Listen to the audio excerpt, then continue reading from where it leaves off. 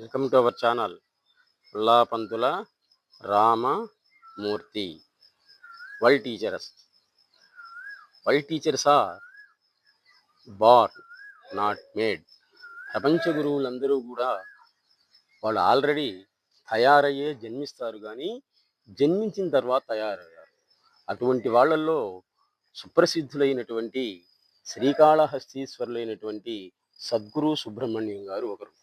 ఈయన అజ్ఞానంతో ఉన్నటువంటి లోకానికి జ్ఞాన ప్రసూనాలు అందిస్తున్నాడు. మానవులకు వచ్చేటువంటి సమస్యలు, వాటిని పరిష్కార మార్గాలు, ఇవన్నీ కూడా గురువు గారు అందిస్తూ ఉన్నారు. జ్ఞాన ప్రసూనాలు 50వ భాగం. ఇప్పుడు, ఇక్కడ, ఎలా అనేటువంటిదే ఈ ప్రపంచం మొత్తం కూడా. ఇప్పుడు, ఇక్కడ, ఎలా అనేటువంటిదే ఈ ప్రపంచం మొత్తం కూడా అని అంటారు సద్గురు సుబ్రహ్మణ్యం గారు.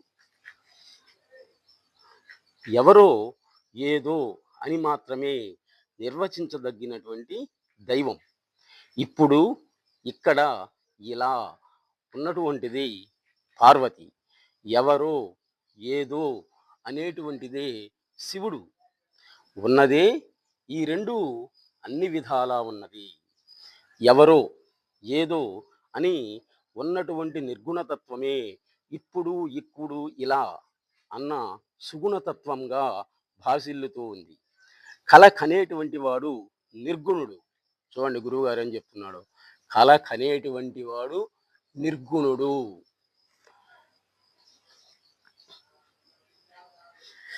ఆ నిర్గుణతత్వమే ఇప్పుడు, ఇక్కడ, ఇలా ఉంది.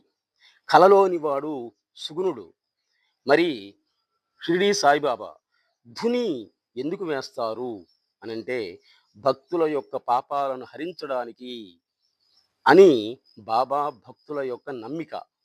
అలా అని బాబా అన్నారా? ఎప్పుడూ లేనే లేదు. మౌనంగా ఉన్నారు గురువుగారు. మరి ఎందుకో అధుని? అగ్నిలో పడింది ఏదైనా అది అగ్నిగానే అయిపోతుంది. నాతో సహా సర్వము నాలో ఉన్నట్లున్నది అని ఉన్నటువంటి నేను, అదే ధుని. నాలో పడిన ఏ విషయమైనా అది నేనుగా అయిపోతుంది. నాలో అన్న తాత్విక విషయానికి బాహ్య సూచనయే ఈ ధుని అనేటువంటిది. ప్రాణం పోయింది చచ్చిపోయాడు అని అంటాం. నిజానికి ఎక్కడి నుంచి ప్రాణం రాదు, పోదు. ఆ ప్రాణం అనేటువంటిది సర్వగతమైనటువంటిది. ప్రాణంలో జడ చైతన్యాలు రెండూ ఉంటాయి. నీవు చైతన్యమైన వాటిల్లోనే ప్రాణాన్ని గుర్తించగలుగుతున్నావు. రాయిలోను, శవంలోను, చెట్టులోను, పాములోను, పందిలోను, కుక్కలోను ప్రాణం ఉందా లేదా? ఉంది.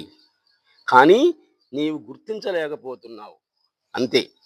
సముద్రంలోని మంచు ముక్క సముద్రంలో కలిసిపోయినట్లు మరణం అంటే వ్యక్తిగతమైనటువంటి ప్రాణం. సర్వగతమైన ప్రాణంలో కలిసిపోవడం, అదే మరణం అనేటువంటిది. రోగం కూడా ఒక భోగమే, భోగం కూడా ఒక యోగమే అని ఉన్నటువంటి వాడు మహాయోగి. దుఃఖం కూడా సుఖంగా ఉండడం సుఖానుభవం, సుఖం కూడా దుఃఖంగా ఉండడం దుఃఖానుభవం. తన నుండి తాను వేరుపడి తనకు తానే సాక్షిగా ఉన్నటువంటి వాడు ముక్తుడు అని అంటాం. చూడండి, తన నుండి వేరుపడాలి, తనకు తానే సాక్షిగా ఉండాలి. అటువంటి వాడే ముక్తుడు.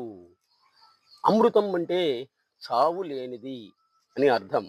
అన్యం లేక ఉన్నది అదిగా మాత్రమే ఉండడం, లేకుండటం, ఉండి ఉండకుండా ఉండడం ఉపాసన.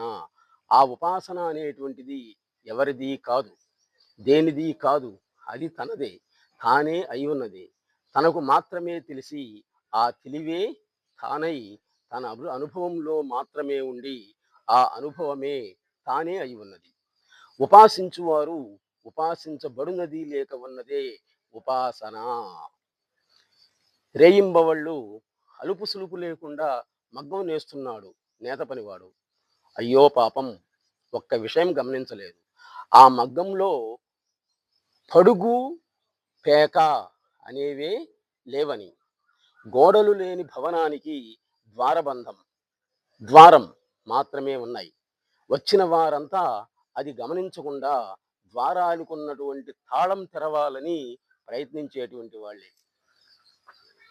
చూడండి, నేను అనేటువంటిది నేనేనా? అహం అంటే నేను, నేనేనా?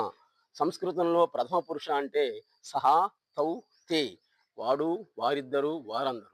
మధ్యమ పురుష అంటే త్వం, యువాం, యూయం, నీవు, మీరిద్దరు, మీరందరూ. ఉత్తమ పురుష అంటే అహం, ఆవాం, వయం, నేను, మేమిద్దరం, మేమందరం. నేను అనేటువంటిది నేనేనా? నీవు అనేటువంటిది, తాను అనేటువంటిది తానేనా అని ఎరిగినటువంటిది చాలదా అంటాడు సద్గురు సుబ్రహ్మణ్యం గారు.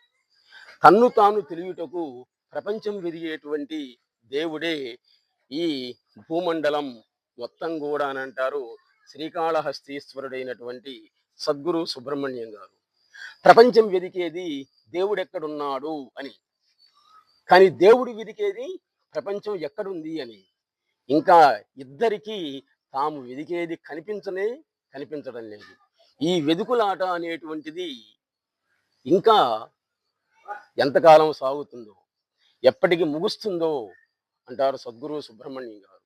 సద్గురు సుబ్రహ్మణ్యం గారు శ్రీకాళహస్తీశ్వరుడు వాయులింగం, అమ్మవారు జ్ఞాన ప్రసూనాంబ సాక్షాత్ మానవ శరీరం. ఆ విగ్రహాన్ని అంటే శిలను